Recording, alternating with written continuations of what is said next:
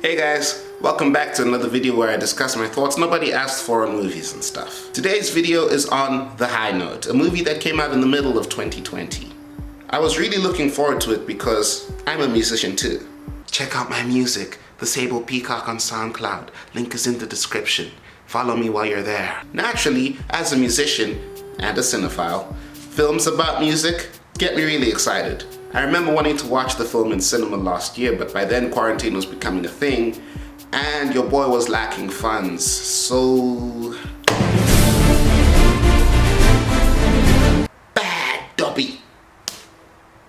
So after I sailed for the Bay and did my Hail Marys for failing to contribute to an industry I'm actively a part of, even if on a minuscule level, I let the download sit on my PC over the holiday season. But now I've watched it, and I'm glad I did. There are a few things I wasn't happy with, and a few things I feel it didn't get right about being a musical artist or about being a music producer. But representation is always uplifting, and having a movie about a female music producer trying to climb up the ranks, well, that makes me happy for several reasons. But before we get into that, why don't you go ahead and hit that big red button? Yeah, that's right, baby, subscribe. Over 60% of you are not subscribed, but that's okay, there's still plenty of time to save the world. You can hit that subscribe button and save us all from doom. And you know what? You should hit the bell button too, just for good measure. And when you're done with that, go ahead and become a patron. There's a lot of cool things that we want to work on this year, all things that our patrons are going to get to see first, whether it's BTS content or exclusive stuff, it's all on Patreon, or at least it's all going to be on Patreon. So if you're looking for some more Neto Bro content, or you just want to support our work and let us know we're doing a good job, visit our Patreon and become a patron. Link is in the description. Alright, enough with the soft plugging. On with the show. Sup? How goes it? Feeling pretty good actually. Must be nice. Why? What's up with you? Nothing, I'm just meh. Meh. Okay. Sorry? I mean, no need to be sorry. It's not a train smash. Nor is it your fault. I guess. Yeah.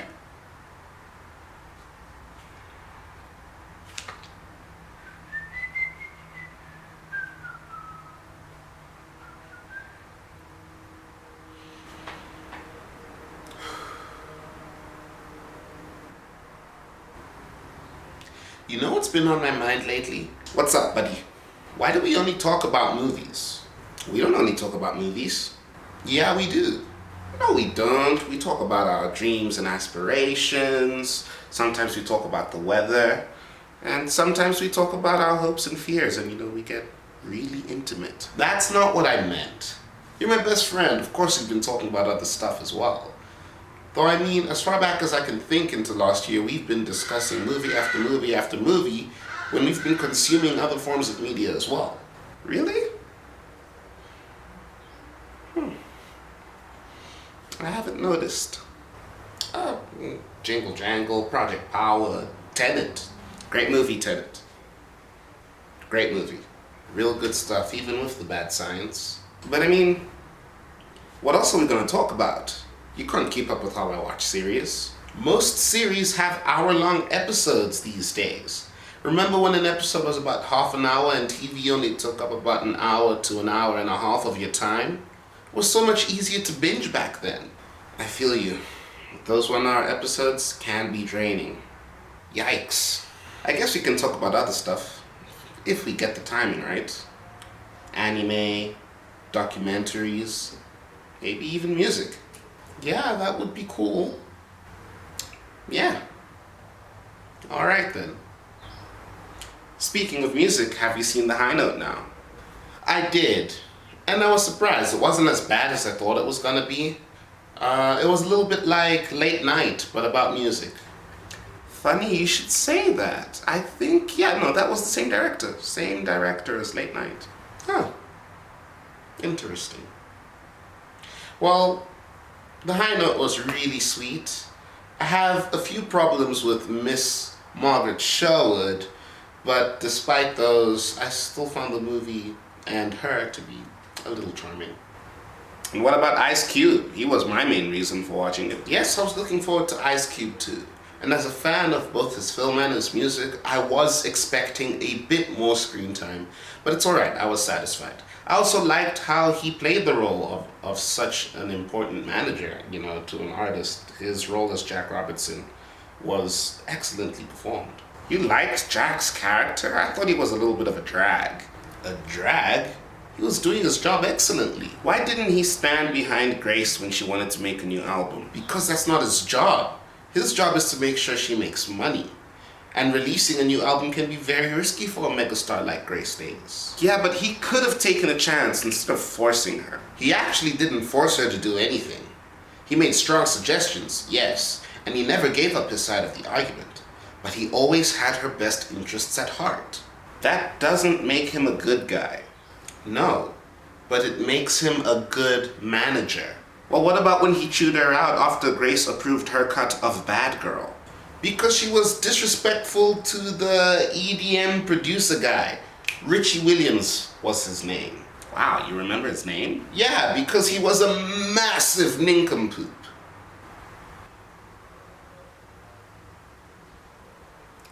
Nincompoop? Yes, nincompoop. Screw that guy.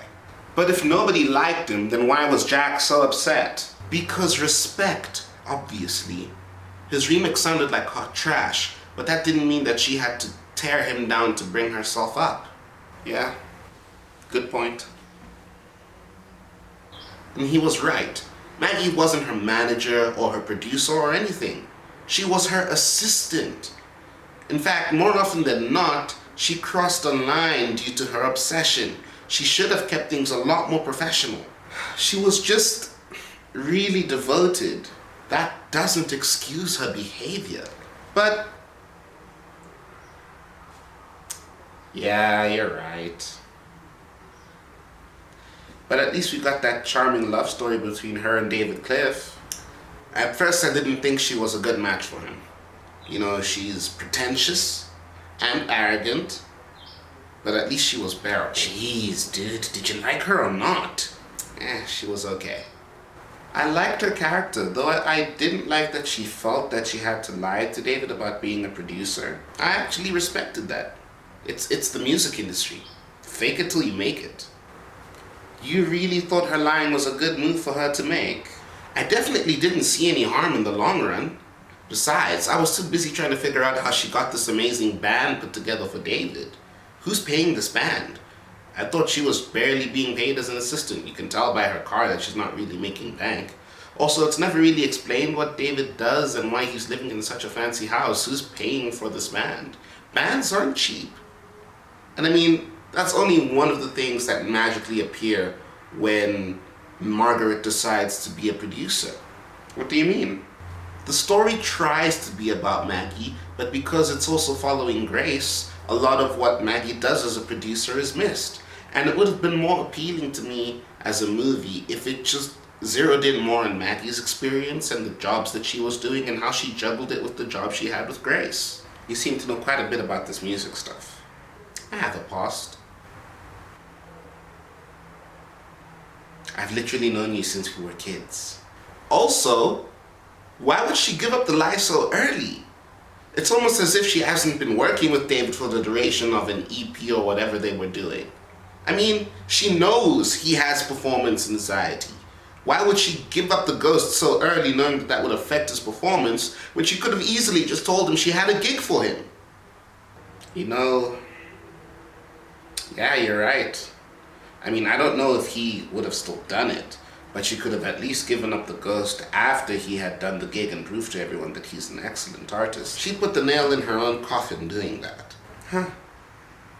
Who would have thought that the events of this film could have been so easily handled? Me, I thought that. Sounds to me like you could have easily destroyed this film like you do others. What gives? I mean, I like the songs, and I like the Grace Davis character, and the people around her like Gail and Jack Robertson. And most importantly, Eddie Izzard was in it. For like 5 minutes. That's enough for me. But I don't know, guys. What do you think? Was The High Note a lovely romance set in the LA music scene? Or was it chasing two rabbits at the same time? I did enjoy the film for several biased reasons I hope I made clear in the intro. But I felt like the movie couldn't decide if it was about a major artist's decline in popularity or her overworked assistant who had dreams of her own. On both ends, we miss a lot of crucial moments because the narrative is being pulled in these two directions. And as a result, the payoff is not as satisfactory as it could have been. Also, the main character disrespects Hotel California, and she lost major points for me with that song because that's my song. Okay, it's my song. I wouldn't say the movie is a mess. It was well shot and the cast was fantastic. I never thought I'd ever see Dakota Johnson and Ice Cube on the same screen. Ooh, that would have been interesting. What if we got Ice Cube to play Christian Grey in 50 Shades? I'd watch that movie. I'd watch a movie where Ice Cube was 50 Shades. Let's make that movie. Delusions! I digress. I'm a fan of both Dakota Johnson and, of course, Tracee Ellis Ross. And I was glad to see Dakota in another leading role. But I feel it could have been better. The writing could have been better and the characters could have used some more work. But all in all, it was a fun time. The songs were pretty good, and all the actors sang their own songs, which is very impressive. And if you don't have a basic understanding on how the music industry works, this movie will be exponentially more enjoyable for you than it was for me. But that's all from me, guys. If you liked this video, give it a big thumbs up. If you absolutely detested this video, give it an even bigger thumbs up. As I said before, don't forget to subscribe and hit the bell to be notified about every time we upload. And do stop by our Patreon and support us. We'd really appreciate it. Next week's video is on Pixar's Soul, and I'm really looking forward to it. I've heard good things. Until then, see you next time. Bye-bye.